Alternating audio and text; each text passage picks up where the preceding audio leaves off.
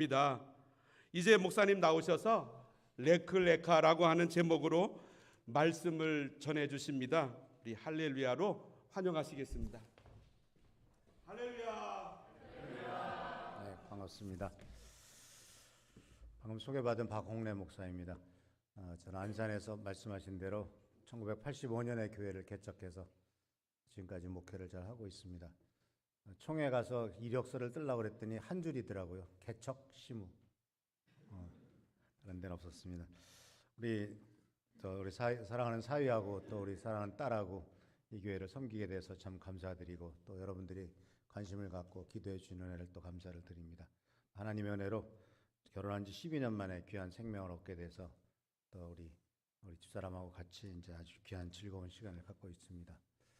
하나님께서 큰 축복과 은혜를 우리 호산나 교회 성도님들에게 주신 것 감사드리고 더 큰 은혜가 넘치시기를 축원합니다. 기도하겠습니다. 좋으신 주님 은혜를 감사합니다. 오늘 주님의 은총 가운데서 귀한 주일 모여서 예배를 드립니다. 우리 예배가 정말 하나님의 영광 돌리는 예배가 되도록 하시고 하나님을 만나는 시간 되도록 하시고 주께서 말씀하는 시간 될 수 있도록 축복하여 주옵소서. 오늘도 함께 하시고 도와주시길 바라옵고 예수님의 이름으로 축복하며 간절히 기도하옵나이다. 아멘. 자, 오늘 말씀의 제목은 레크레카입니다. 한번 따라갈까요? 레크레카. 이 말씀은 여러분이 잘 아는 말씀, 떠나라 가라라고 하는 말의 히브리어입니다. 히브리어로 레크레카라고 합니다. 이 레크레카라고 하는 말은 성경 말씀에 딱 두 번 나옵니다. 창세기 12장에 한 번 나오고 그 다음에 창세기 18장에 하나님께서 아브라함에게 내 아들을 바쳐라. 내가 너에게 지시하는 땅 모리아 산으로 가서 내 아들을 바쳐라 할 때 그때 나오는 말씀은 레크레카입니다. 이 레크레카라고 하는 이 단어를 영어 성경을 보면은 이제 몇 가지로 번역이 되는데 앞으로 가라 또는 너 자신에게라 go to yourself and go for yourself 너 자신을 위해서 가라 이런 말씀으로서 번역될 수가 있습니다. 제가 여기 오기 전에 우리 호산나 교회에서 말씀을 전해달라는 부탁을 받고 제가 조그만 경험이지만 어떤 이민 사회에서 살고 계신 여러분들을 위해서 어떤 말씀을 전했으면 좋을까 생각하다가 이 아브라함의 이야기를 같이 나누는 것이 좋겠다는 생각을 했습니다. 물론 여러분들은 아브라함에 대한 설교를 수도 없이 들었을 것이고 잘 알고 계실 것이라고 생각을 합니다. 그런데 아브라함에 대한 이야기는 성경 말씀 전체에 흐르고 있고 믿음의 조상으로서 아주 잘 표현되고 있죠. 근데 히브리서에서 아브라함을 이렇게 표현을 하고 있더라고요. 히브리서에 나오는 아브라함에 대한 아브라함의 믿음을 얘기를 하면서 이렇게 말합니다. 믿음으로 그는 약속하신 땅에서 타국에 몸붙여 사는 나그네처럼 거류하였으며 같은 약속을 함께 물려받을 이삭과 야곱과 함께 장막에서 살았습니다. 이 세 번역으로 읽었습니다. 자, 그를 뭐라고 표현하고 있냐면은 약속하신 땅에서 행복하게 잘 살았다라고 쓰지 않고 약속하신 땅에서 나그네처럼 살았다라고 말을 합니다. 좀 모순되죠? 약속하신 땅에 살고 있다면 복받고 축복받고 살아야 되는데 나그네처럼 살았다라고 표현합니다. 그래서 이 나그네라고 표현되는 또는 이방인 또는 여행객으로 표현되는 이 말씀은 사실은 하나님을 믿는 자녀들에 대한 중요한 정체성을 드러내고 있는 단어입니다. 나그네. 여러분들도 나그네들이죠. 나그네는 자기 본토를 떠나서 살고 있는 사람들을 말하고 있고 언젠가는 자기 고향으로 돌아갈 사람들을 나그네라고 말을 합니다. 사실 우리 사위나 딸이나 다 나그네죠. 한국에 살다가 일로 왔으니까. 또 누구나 다 나그네입니다. 사실은. 왜냐하면 오늘 본 말씀에 나오는 것처럼 또 히브리서에 나오는 것처럼 우리는 이 세상이 나의 영원히 살 고향이 아니고 하늘나라라고 하는 본향을 따라가는 영적인 여행, 스피리추얼 저니를 하고 있는 사람들이기 때문에 우리는 이 세상을 나그네로서 살아가고 있더라 하는 사실이죠. 그래서 이 나그네로서 살아가는 이 아브라함의 생애와 우리들의 생애, 특히 하나님을 믿는 자녀들의 생애가 유사점이 있고 또 우리들은 그 나그네로서 이 세상을 어떻게 살아가야 될 것인가 하는 것을 오늘 같이 말씀을 나눠보려고 합니다. 우리가 알다시피 창세기 12장에 아브라함 얘기가 처음 11장 마지막에 나오고 12장에 모두 나옵니다. 처음 이제 자세히 나오죠. 근데 그 이전에 알다시피 창조 이후에 인간에 대한 이야기가 큰 꼭지로서는 4개가 나옵니다. 하나는 아담 이야기, 두 번째는 카인 이야기, 세 번째는 노아 이야기, 네 번째는 바벨탑 이야기가 나옵니다. 근데 성경을 잘 읽어보면은 아브라함 이전에 이 네 가지의 중요한 사건 또는 중요한 사람들의 이야기를 잘 보면은 사실은 안타깝게도 모두 다 씁쓸하게 끝나는 것을 발견할 수가 있습니다. 성공적으로 끝나는 것이 아니라 다 고통 속에서 끝납니다. 그것은 왜 그랬을까라고 생각해 보면 아담이라고 하는 존재는 개인적인 책임을 회피한 사람입니다. 가장으로서의 개인적인 책임, 집안의 가장으로서의 책임, 선악과를 따먹어야 되는 선악과의 문제가 나왔을 때 과감하게 아내 탓이라고 탓할 것이 아니라 이것은 제가 잘못했습니다라고 얘기하지 않고 당신이 주신 여자 때문에 내가 이렇게 됐습니다라고 하는 개인적인 책임을 회피해버립니다. 그런데 이거에 비교해서 아브라함은, 그래서 결국은 아담은 쫓겨나죠. 그렇지만 아브라함은 하나님께서 말씀하셨을 때 그 말씀에 따라서 쫓겨나는 것, 추방당하는 것이 아니라 기꺼이 하나님이 말씀하시는 땅으로 갑니다. 복된 에덴 동산에서 추방당하는 인생과 하나님께서 약속하신 약속의 땅으로 가는 인생은 다르죠. 카인은 어떻습니까? 그는 바로 도덕적 책임을 부인한 사람이죠. 카인의 대답은 여러분 잘 아실 겁니다. 내가 아우를 지키는 자이니까.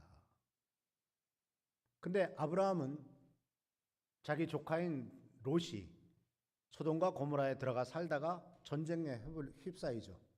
그랬을 때 자기 조카와 조카 아들들, 딸들, 그리고 조카의 부인까지 다 포로가 되었다는 사실을 들고 아브라함은 기어이 일어나서 자기의 사병들을 데리고 가서 전쟁을 벌여서 다 구해냅니다.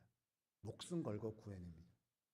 내가 내 아우를 지키는 자이니까라고 말했던 카인의 이야기가 아니라 나는 내 조카를 위해서도 목숨을 걸겠다라고 하는 인간의 책임을, 도덕적인 책임을 다 이웃을 지키는 자로서 역할을 감당을 하죠. 노아는 어떻습니까?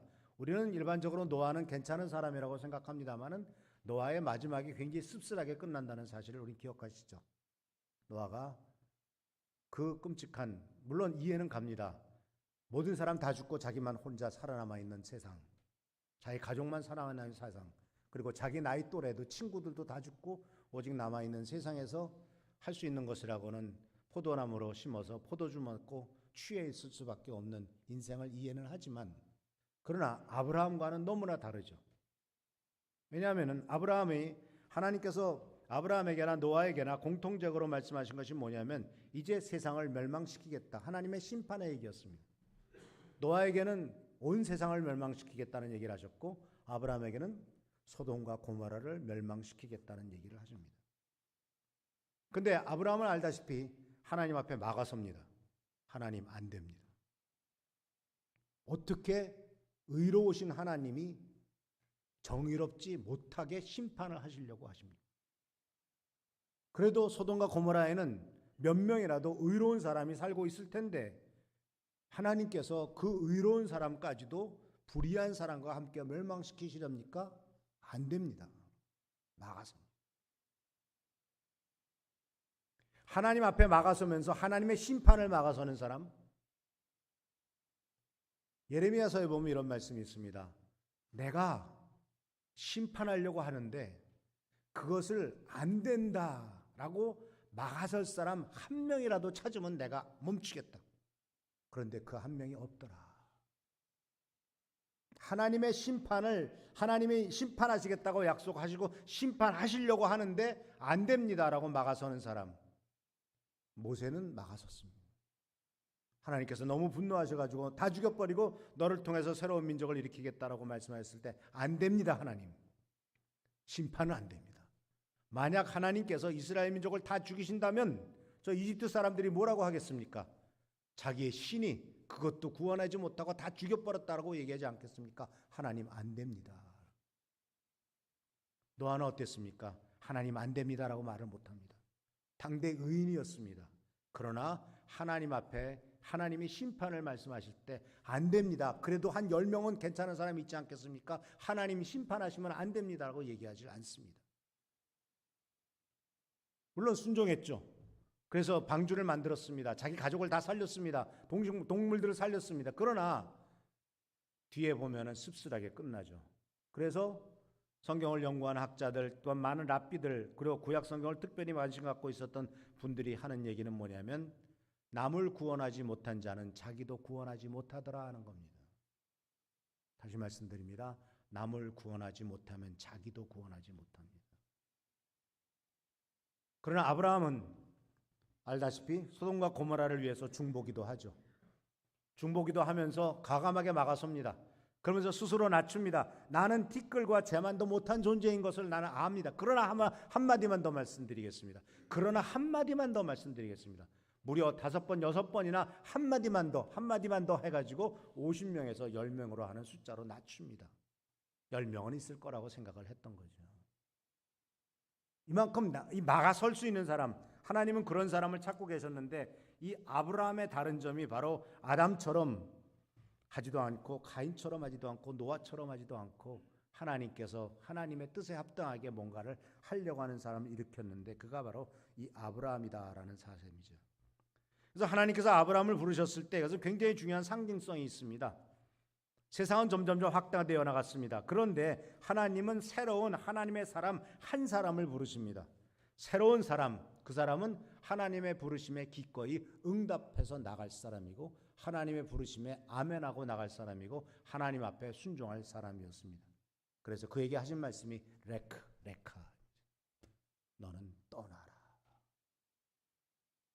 그래서 오늘 말씀은 떠나라라는 말과 가라라고 하는 말씀 속에서 무엇을 떠나라고 말씀하시죠? 그리고 어떻게 가라, 어디로 가라라고 말씀하시는데 이 떠나라와 가라에 대한 말씀을 하나하나 차근차근 말씀을 드리고 그 다음에 떠나고 간 아브라함이라고 하는 사람의 후손들은 어떠한 삶을 살아야 되고 어떤 축복을 받았는가 하는 것을 오늘 말씀을 나누려고 합니다. 1부, 2부 때도 설교를 했는데 그때는 뒤에가 시간이 있기 때문에 30분 딱 맞춰서 하느라고 그랬는데 지금은 뭐 좀 늦으면 늦어지는 거죠, 그죠? 괜찮죠, 목사님? 예. 밥이야 맨날 먹는 거니까, 예, 그죠? 자, 그래서 오늘 말씀에 이제 첫 번째는 바로 부르심, 떠나라라고 말했습니다. 떠나라. 이 떠나라는 명령을 받았을 때 이것은 바로 익숙한 곳에서 미지의 세계로 가는 거지 않습니까? 그죠? 떠남이라고 하는 것은. 그런데 떠나라는 말은 하나님으로부터 들려왔습니다. 아브라함에게. 그래서 떠나라는 명령을 받았을 때 이때에 필요한 것, 하나님의 명령을 듣고 행할 때 필요한 것은 나에게 명령하신 분에 대한 신뢰입니다. 나에게 명령하신 그 하나님에 대한 믿음입니다. 나에게 그 말씀을 하셨다면 내가 그대로 순종할 것이고 그 말씀에 순종한다면 하나님은 나를 어떻게 인도할 것이냐라는. 그래서 이 신뢰가 필요한 것이에요. 바로 내가 너에게 지시할 땅으로 가라, 떠나라와 가라 이런 모든 말씀 속에서 기본적으로 그렇기 때문에 믿음으로 아브라함은 이렇게 히브리서에 계속 나오는 이유가 다른 어떤 것이 아니라 가라, 예 갑니다. 어디로? 내가 지시할 땅으로. 우리는 어디를 간다고 한다면 지도를 먼저 펴놓습니다. 그리고 지금은 지도를 찾아보죠. 구글을 찾아보든 뭐 한국에서 네이버를 찾아보든 카카오 맵을 찾아봅니다. 그래서 위치를 찍습니다. 그러고 나서 어떻게 할 것인가 해가지고 내비게이션을 가든 무슨 걸어가든 어쨌든 갑니다. 그런데 하나님께서 아브라함에게 말씀하셨던 것은 어디로 가라라고 하는 정확한 지점을 얘기하지는 않았습니다. 내가 너에게 지시할 땅이란 말이죠. 창세기 말씀을 잘 읽어보면 아브라함이 한 군데 머무르지 않았다는 사실을 우리들은 꼭 알아야 됩니다. 계속 움직였습니다. 계속 움직이면서 가는 데마다 제단을 쌓고 예배를 드렸습니다. 유일하게 애굽으로 내려갔을 때는 제단을 쌓고 예배를 드리지 않았죠. 거기서 아주 큰 곤욕을 치르지만 결국은 하나님의 말씀대로 내가 너에게 지시할 땅을 갔을 때는 제사를 드리고 예배를 드리면서 끊임없이 하나님과의 교제를 하고 교통을 하면서 인도함을 받았는데 어렵고 힘든 일이 생겼다고 애굽으로 털컥 내려갔을 때는 거기서는 아주 곤욕을 치르고 하나님 앞에 예배도 드리지 못하고 인도도 받지 못하는 이와 같은 어려운 일들이 생겼던 것을 보게 됩니다. 자, 우리는 먼저 이제 첫 번째로 떠나라는 것을 한번 생각해 보려고 합니다. 이 떠나라고 했을 때 오늘 성경 말씀 속에서 우리가 우리 집사님께서 읽어 주셨는데 이 오늘 여러분 주보를 한번 보시죠. 오늘의 말씀에 보면은 이렇게 되어 있습니다. 여호와께서 아브라함에게 이르시되 너는 너의 고향과 친척과 아버지의 집을 떠나 내가 네게 보여줄 땅으로 가라. 근데 영어 성경은 어떻게 되어 있냐면 보면은 go from your country, your people and your father's household 이렇게 세 가지 나옵니다. 그리고 이것은 옛날 성경에는 그냥 본토, 친척, 아비의 집이라고 세 가지로 표현되고 있습니다. 그래서 본토, 친척, 아비의 집 어떤 것을 상징적으로 보여줄 수 있을까요? 본토, 친척, 아비의 집이 표현하고 있는 것이 무엇일까요? 첫 번째로 꼭 알아야 될 것은 이것은 우리가 선택할 수 있는 것이 아니더라 하는 겁니다. 그죠? 여러분들이 본토를 선택할 수 있습니까? 아버지 선택할 수 있나요? 또 친척을 선택할 수 있나요? 고모를 선택할 수 있나? 이모를 선택할 수 있나? 외삼촌을 선택할 수 있나? 선택할 수 없죠. 네, 하나 재밌는 생각이 듭니다. 만약 우리가 아버지를 선택한다면 어땠을까요? 지금 아버지를 또 선택했을까요? 반대로 만약 내가 내 자식을 선택했다면 그 자식을 그대로 선택했을까요? 하나님께서 주신 거죠. 그런데 이것은 우리들에게 주어진 하나의 운명적인 것처럼 받아들입니다. 운명이죠. 그죠? 근데 성경은 그 자연적인 산물로 생각하고 있고 당연하다고 생각하신 것하고 그냥 주어진 거라고 생각하는데 그러한 자연적인 정체성에서 떠나라고 말하는 겁니다. 왜 그랬을까? 자연적으로 받아들일 수 있는 것, 다시 말하자면 내가 선택할 수 없는 것인데 하나님께서는 내가 선택할 수 없는 것이니까 거기에 매여서 살아야 된다? 그건 아니다라고 말씀하시는 거예요. 너는 이런 집안에 태어났으니까 그렇게 살아야 된다? 아니다라는 겁니다. 너는 이 땅에 태어났으니까 거기에 맞춰 살아야 된다? 아니다라는 겁니다. 너의 본토 친척 아비 집을 떠나는 것 그건 아니다라고요.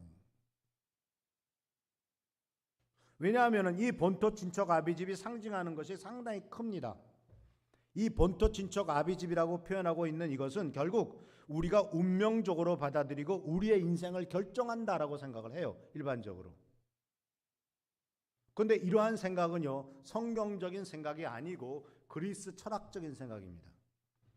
그리스 철학에서는 결정론이라는 것이 있습니다. 뭐라고요? 결정론. 인간의 운명은 결정되어 있다라는 겁니다. 이게 그리스 철학의 중요한 주제입니다. 그것을 가장 잘 보여주고 있는 이야기가 오이디푸스 왕의 이야기입니다. 여러분들 그리스 신화를 많이 읽어보셨을 거예요. 그 중에서 대표적인 게 많은 얘기가 나오지만 그 중에 하나가 오이디푸스 왕에 대한 이야기입니다. 오이디푸스 왕에 대한 얘기를 다 알고 계시겠지만 잠깐 소개하겠습니다. 오이디푸스 왕입니다. 나중에 왕이 되죠. 왕자로 태어납니다.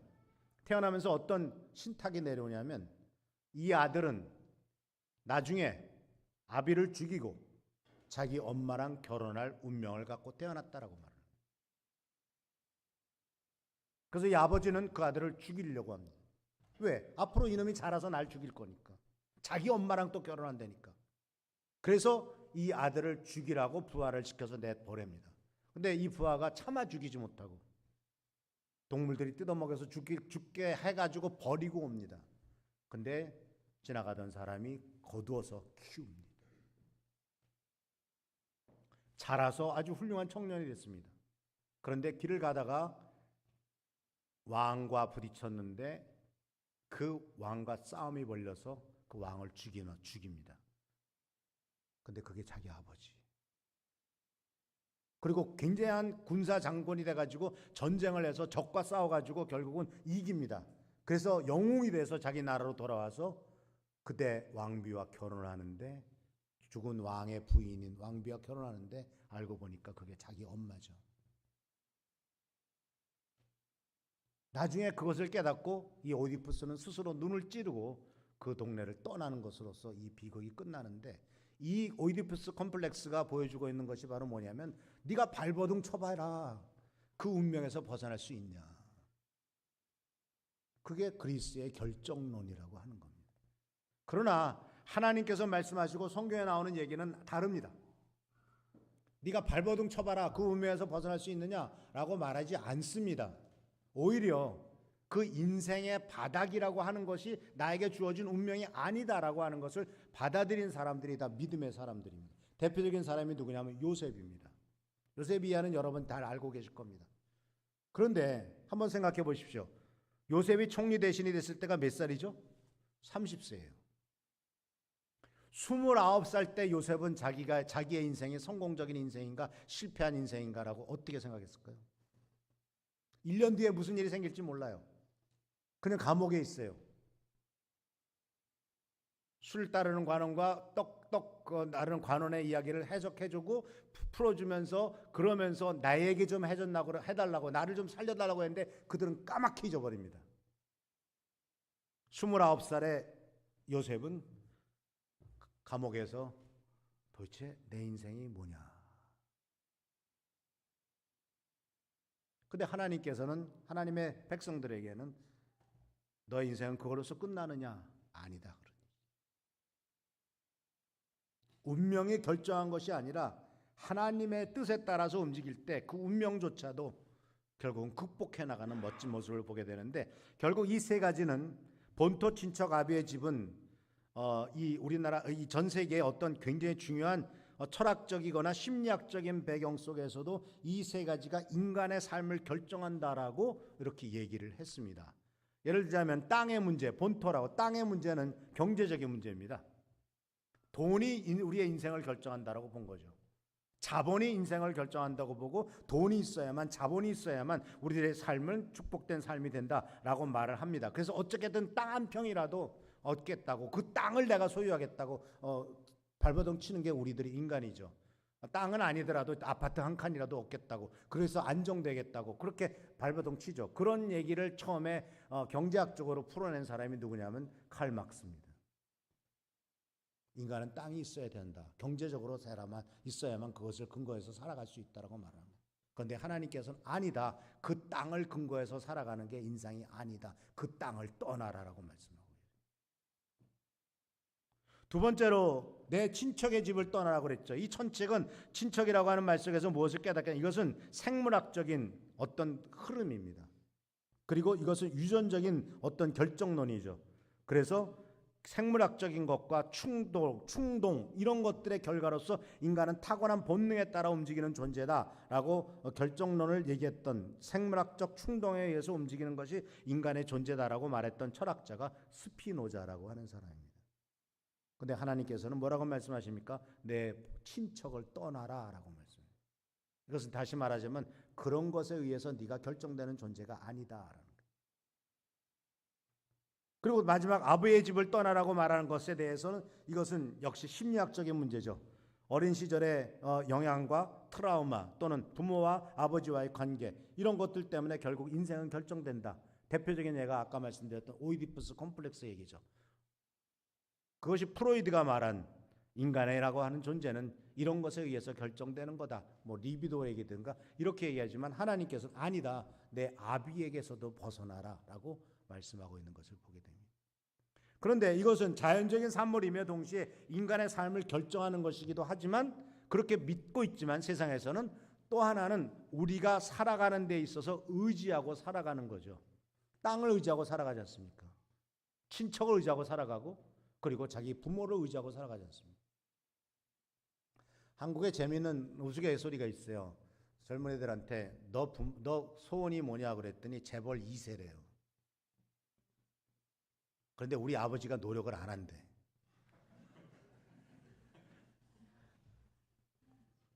그죠? 재벌이 아니에요. 재벌 2세. 그럼 누가 재벌이 돼야 돼? 우리 아버지가 재벌이 되는데 아버지가 노력을 안 한대. 내 아버지가 재벌이면 난 재벌 2세잖아요. 그러면 내 인생이 결정된다는 거예요. 그래서 내가 금수저, 다이아몬드 수저를 물고 태어났다면 내 인생은 그냥 그렇게 될 텐데 왜 내가 이럴까라고 한탄하는. 근데 하나님께서는 뭐라고 말씀하세요? 그런 게 아니다. 아니, 네가 금수저라도 떠나라. 재벌 2세라도 떠나라. 그것이 너의 삶을 결정하는 게 아니다. 그래서 하나님께서는 내 본토 친척, 고향 친척, 본토 친척, 아비 집을 떠나라. 이 세 가지 말씀하신 것은 다시 말하자면 내가 지금까지 의지하고 살아왔고 너의 인생을 결정한다고 생각했고 도저히 이곳에서 벗어날 수 없다라고 생각했던 것에서 너는 떠나야만 된다라고 명령하신 겁니다.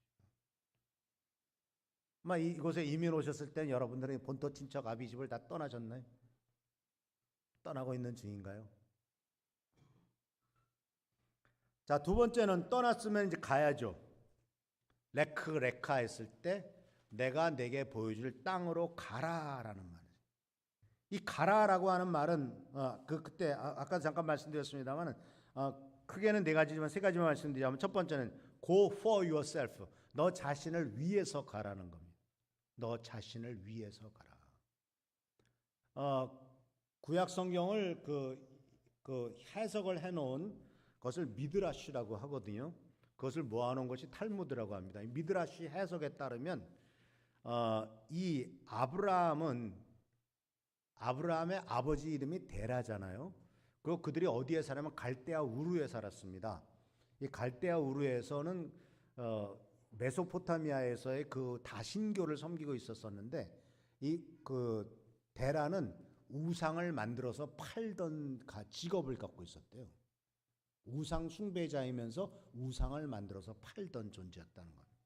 그래서 그곳에서부터 이제 명령을 듣고 떠났는데, 그런데 만약 그가 그곳에 그냥 남아 있었다면 그는 그냥 이름 없이 그냥 아무것도 아닌 존재로서 그냥 사라져 버리고 말았겠죠.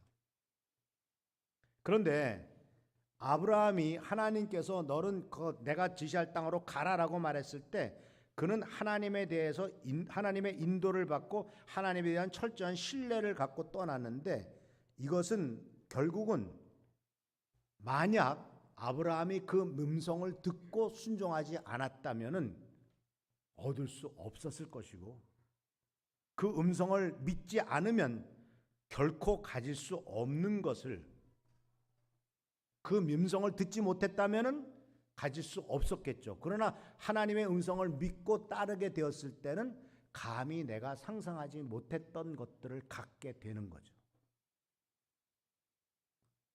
생각해 보세요. 그냥 우상 숭배의 한복판에서 우상을 만들어 팔고 살던 그냥 평범한 사람이었을 뿐입니다.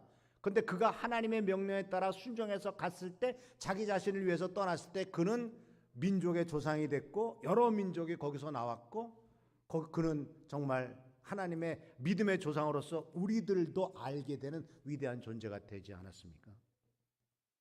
그래서 첫 번째가 바로 뭐냐면 너 자신을 위해서 가라라는 거예요. 그래서 너 자신을 위해서 너는 그곳에서 그냥 평범한 인생으로서 머물 것이 아니라 새로운 민족을 만들고 새로운 것을 이루어질 것이기 때문에 너 자신을 위해서도 떠나라 하는 거예요. 레크레카라고 하는 것에는 그렇게 번역이 됩니다. 두 번째로 번역은 go alone입니다. 혼자 가라. 혼자서 떠나라. 왜 혼자 가라고 하냐면은 유일무이하게 서 있는 사람만이 유일무이하신 하나님을 만날 수가 있습니다. 혼자 있을 때 하나님을 만날 수가 있어요. 번잡할 때는 힘들어요. 그러나 혼자 있을 때 주님을 찾게 되고, 혼자 있을 때 야곱을 생각해 보십시오. 야곱이 혼자서 도망칠 때 하나님을 만납니다. 야복강에서 혼자 있을 때 하나님이 찾아오십니다. 결국 여기서 레크레카라고 하는 것은 혼자 가라는 것이에요. 그러니까 아까 말씀드렸던 자연적인 정체성, 가정이나 가족이나 문화, 사회 같은 자연적인 정체성의 근원을 떠날 수 있는, 그래서 나 혼자 개인으로서 하나님 앞에 서게 될 때, 그때 바로 자연을 초월하여 계신 하나님을 만날 수가 있게 되더라라는 사실입니다.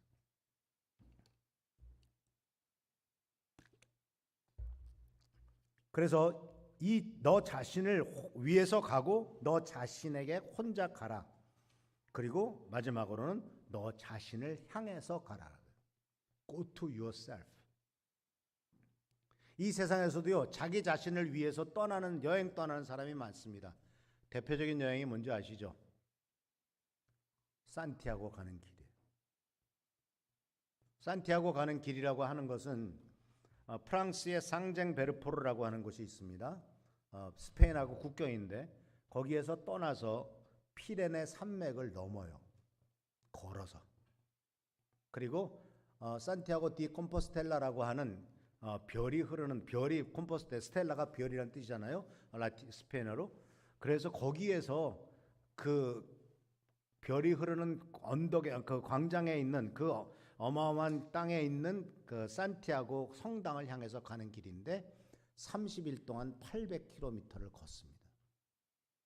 제가 조금 젊으면 해보려고 했는데 제가 그런 책을 한 10몇 권 읽었거든요. 산티아고 가는 길. 근데 그들 책 쪽에서 공통적으로 나온 얘기가 뭐냐면 한 열흘쯤 걷게 되면은 그 다음부터 울기 시작한대요. 그냥 눈물이 흐른대요. 몇 날 며칠을 울면서 걷는데요. 내 인생이 뭐냐인가? 내가 지금까지 어떻게 살아왔는가? 도대체 나는 누구냐? 내가 무엇을 위해서 살아왔느냐? 혼자 가는 길이죠. 등에 나는 배낭 하나 덜며매고, 배낭에 처음에는 무거웠다가 점점 줄어들잖아요. 왜?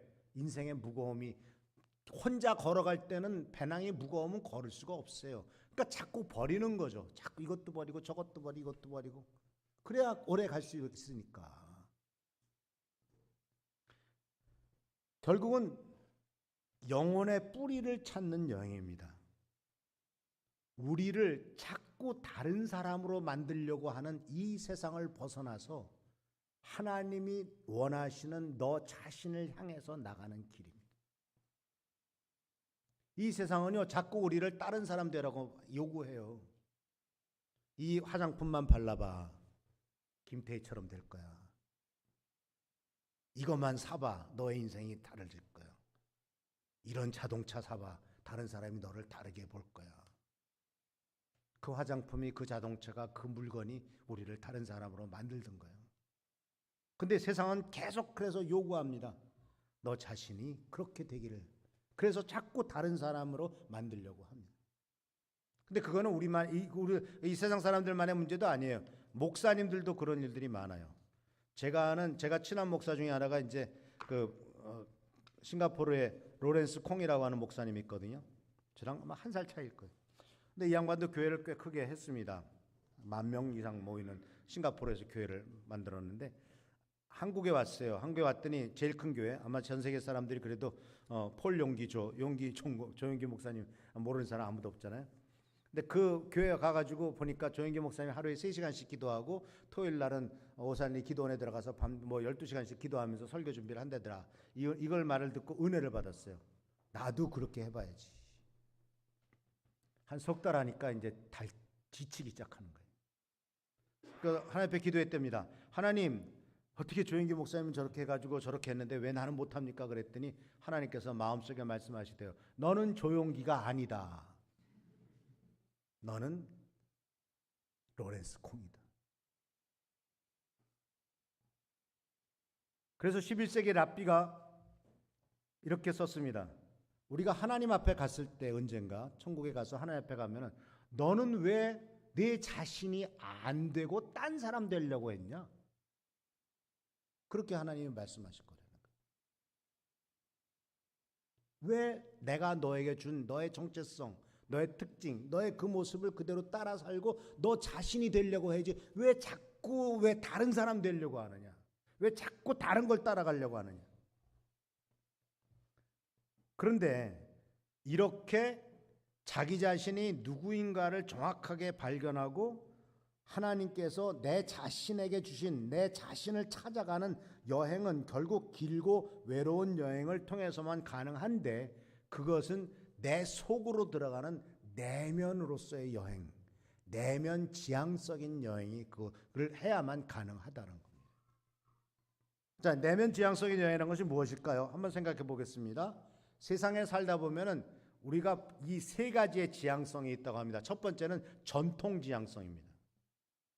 옛날부터 내려왔던 그것을 계속 따라가려고 하는 거죠. 아마 대표적으로 전통지향적인 사회는 변하지 않고 계속 전통지향적인 사회는 정치도 변하지 않고 사회도 변하지 않고 여러 가지도 변하지 않는 대표적인 전통지향적인 사회는 일본 사회 같습니다. 그런데 그런 사회의 특징은 뭐냐면 이 전통지향적인 사회 속에서 제대로 되지 못했을 때의 문제는 뭐냐면 거기에 따르지 그 전통에서 원하는 것을 내가 순응하지 못하고 전통에 합당하게 내가 드러나지 못했을 때 나타나는 현상은 수치심입니다. 부끄러움입니다. 부끄러움을 느낀다는 거죠. 근데 부끄러움을 느꼈을 때 나타나는 현상이 뭘까요? 숨는 겁니다.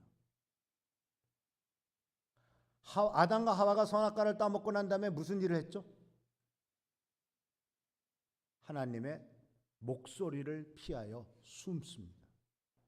아담과 하와가 선악과를 따먹고 난 다음에 즉시 느낀 건 뭐죠? 벌거벗었음을 느끼는 수치심이었습니다. 하나님의 말씀에 내가 하나님의 말씀을 어긋났구나, 내가 하나님 말씀에 순종하지 않았구나, 내가 죄를 졌구나 하는 죄책감이 아니라 부끄러움이었습니다. 그래서 하나님께서 에덴 동산을 거느시는 목소리를 듣고 숨습니다. 그러나 잘 들어보십시오. 목소리로부터 숨을 수 있는 사람은 없습니다. 여러분과 제가 내 내면에 있는 하나님의 말씀의 목소리가 계속 들린다면 거기로부터 숨을 수는 없습니다. 다른 사람의 눈으로부터는 숨을 수 있을지 몰라요. 세상 사람들의 눈으로부터 숨을 수 있을지 몰라요. 그러나 하나님의 말씀이 내 속에서 계속 나오는데 그 말씀에서 숨을 수 있는 사람은 아무도 없습니다. 근데도 어리석게도 아담과 하와는 숨으려고 하죠. 이게 전통 지향형인 사람의 문제예요. 두 번째는 뭐냐면 타인 지향형이에요. 우리가 살고 있는 사회가 꼭 그렇습니다. 남이 보는 것이 어떠냐라는 거예요. 고도로 산업한 사회 속에서 나타납니다. 그래서 계속해서 우리들의 삶이 SNS, 페이스북, 인스타그램에 드러나는 자기 모습을 계속 그냥 아름답게 꾸밉니다. 한국 사회가 얼마나 웃기는지 아십니까? 젊은 애들 하는 조금 좀 심한 애들이지만 남에게 자기 자신을 자꾸 드러내고 싶은 거예요.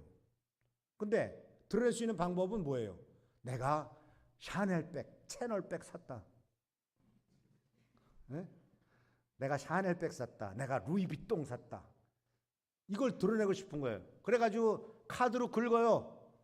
그리고 사진 찍어서 인스타그램에 올려. 그럼 많은 사람이 막 숫자. 야, 너 잘했다. 그리고 그거 다시 가서 반품해. 그런 게 안 되면은 속에서 뭐가 나오죠? 불안해요. 인정 못 받는구나, 내가 다른 사람보다, 친구로부터. 그리고 그렇게 할 수 없게 되면 분노해요. 왜 내가 부모를 잘못 만나서, 아버지가 노력을 안 해서. 진짜 문제죠. 그러니까 하나님께서는 아브라함에게 그거 전통 지향성도 아니야, 타인 지향성도 아니야. 너의 자체 정말 자기의 정체성은 네 속으로 들어가야 돼. 내 속에서 바로 그 정체성, 하나님이 말씀하시는 정체성이 뭔가 그걸 찾아라. 그래서 내면 지향성은요, 어떤 현상으로 나타나냐면 이것이 잘못됐을 때 어떻게 나타나냐면 죄책감으로 나타납니다. 죄책감은 어디로 나가냐면 회개하게 됩니다. 그리고 이러면 안 되는구나 하고 돌이켜서 하나님이 원하시는 길로 가게 됩니다. 그러나 수치심은 숨어버립니다. 숨으면 끝나는 거라고 생각해요. 그리고 또 타인 지향성은 불안과 분노, 다른 사람에게 분노만 표현할 뿐이고 스스로는 불안 속에서 내 진짜 모습이 드러나면 어떡하지? 왜 우리 아버지는 나한테 아무것도 못 남겨준 거야? 불안과 분노 속에 살아가는데, 그러나 그러한 것이 아니라 내면 지향 속으로 너 자신에게로 가라. 하나님이 만드신 너 자신의 모습으로 가라고 말씀합니다. 이런 분 되기를, 이러한 하나님의 축복이 임하기를 축원합니다. 자, 마지막으로 그렇다면 이제 우리는 모두가 다 아브라함의 후손입니다. 갈라디아 3장 14절에 보면은 하나님께서 예수님을 십자가에 못 박히게 하시면서 저주를 받게 하신 것은 아브라함의 복이 이방 사람들에게도 미치게 하시고 약속하신 성령을 주시기 위함이다라는 말이 갈라디아 3장 14절에 나옵니다. 꼭 읽어보시기 바랍니다. 갈라디아 3장 14절. 그러니까 우리는 모두가 다 하나님의 약속의 말씀에 따라서 아브라함의 후손이 된 겁니다. 영적으로. 그런데 아브라함의 후손은요, 이 세상이 굴러가는 역사의 법칙 또는 자연의 법칙에 따라 살아가지 않습니다. 이 세상의 역사의 법칙과 자연의 법칙은 소위 시그노이드 커브라고 하는 그러한 곡선에 따라 살아가는 시그노이드 커브는 이렇게 직선을 긋고요, 위에다가 S자를 옆으로 뉘은 것 같이 이렇게 올라가는 사인 곡선 같은 이런 것이 시그노이드 커브라고 합니다. 이게 뭐냐면 태어나서 성장해서 최고점에 이르러서 그렇지만 쇠퇴해서 나중에 멸망당하는, 항상 이 곡선을 거리게 되는 것이 인생이고, 그리고 국가고 회사고 모든 것은 다 이 곡선을 그리게 되어 있습니다. 이게 자연 법칙이에요. 그런데 하나님께서는 이러한 자연 법칙에 따라서 모든 것이 그렇게 다 멸망될 것이라고 사람들은 생각하고 있지만 하나님의 백성에게는 아니다라고 말씀하고 있습니다. 아브라함의 자손들은 아니다. 어떻게 아니냐? 바울이 무슨 말했습니까? 내 육신은 그 곡선에 따라서 쇠퇴해져 가. 인간은 영원히 살 수 없는 존재고 나이 들면 병들고 늙어서 죽게 되는 거니까. 그러나 내 속은 달로 새로워지고, 육신이 늙어졌다고 영적으로도 늙어지는 게 아니고 오히려 내 속은 더욱더 새로워진다. 그리고 역사 속에서도 보면은 자연 법칙과 역사 법칙을 거스르는 존재는 없었습니다. 아무리 훌륭한 나라도 다 망했습니다. 로마도 망했고, 그리고 그렇죠, 아시리아도 망했고, 바벨론도 망했고, 알렉산더가 있었던 그리스 제국도 망했고, 다 망했습니다. 그런데 그들 알렉산더가 있던 그리스 제국이나 또는 로마나 바벨로니아나 아수르에 의해서 아주 핍박받았던 민족, 유대 민족은 아직도 살아남아 있습니다.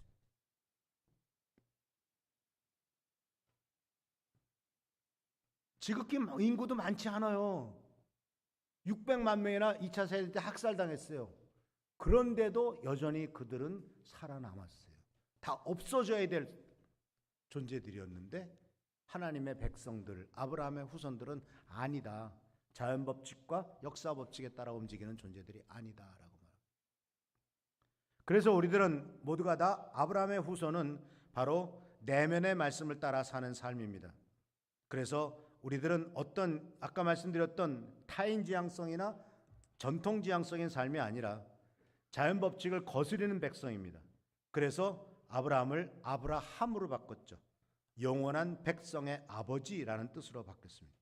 그래서 바로 세상과 땅, 집, 가족은 자연적인 것이지만 하나님께서는 내면지향적인 우리들 존재에게 무슨 말씀을 하시냐면 성경에는 내가 너를 통해서 새로운 땅과 내가 너에게 보여줄 땅과 새로운 집과 새로운 가족을 만들어 주겠다라고 약속을 하고 계시고 이 뜻을 따라 우리들은 살아가게 되고 있다는 것입니다. 자, 말씀을 마칩니다. 사랑하는 성도 여러분, 우리는 자연 법칙을 탈피해 살아가는 축복된 존재들이, 세상의 원칙대로 살아가는 것이 아니고 하나님이 주신 것을 따라 사는 겁니다. 아브라함에게 내가 사는 곳을 떠나라 했을 때 하나님이 주시는 땅이 있었습니다. 너의 태어난 곳을 떠나라 했을 때 하나님께서는 아브라함을 하나님의 백성의 조상으로 만들어 주셨습니다. 너의 아비집을 떠나라 했을 때는 하나님께서는 아브라함을 새로운 가족의 시작으로 만들어줬고 믿음의 가문의 시작으로 만들어줬습니다. 하나님께서는 하나님의 말씀에 따라 레크레카하고 하는 것을 따라갔을 때는 이러한 위대한 일들을 이루시는 분이십니다. 여러분 그 롤프 레블랜드란 사람 들어보셨나요? 또 브랜든 그레햄이란 이름 들어보셨나요? 유명한 작곡가이고 작사가인데 여러분 노래는 다 아십니다. You Raise Me Up. 그 노래를 작곡하고 작사하고 작곡한 사람이에요. 다 아시잖아요. 당신은 나를 높이시며 You raise me up. 근데 그 가사는 그 가사 속에서 여러분 많이 기억하실 거예요. 나는 그 on your shoulder 당신의 어깨 위에 나를 올리십니다. When I in trouble 내가 trouble in down 내가 문제 생기고 내가 지쳤을 때 주님께서 이루십니다. 그런데 거기에서 제가 가장 크게 은혜 받는 말씀은 뭐냐면 more than I can be라는 말. more than I can be 내가 될 수 있는 것 그 이상의 일을 하나님께서 나를 통해서 이루십니다. 아브라함 이야기. more than Abraham can be. 이것은 바로 아브라함 얘기가 아니라 우리 얘기가 될 줄 믿습니다. 우리 모든 호산나 교회 성도님들도 more than you can be. 레카를 따라갔을 때 그 말씀에 순종했을 때 more than you can be가 되고 하나님께서 아브라함을 통해서 이루셨던 주시는 땅과 믿음의 조상들이 되고 새로운 가족들을 일으키는 놀라운 축복과 은혜가 있을 줄을 믿습니다. 기도하겠습니다.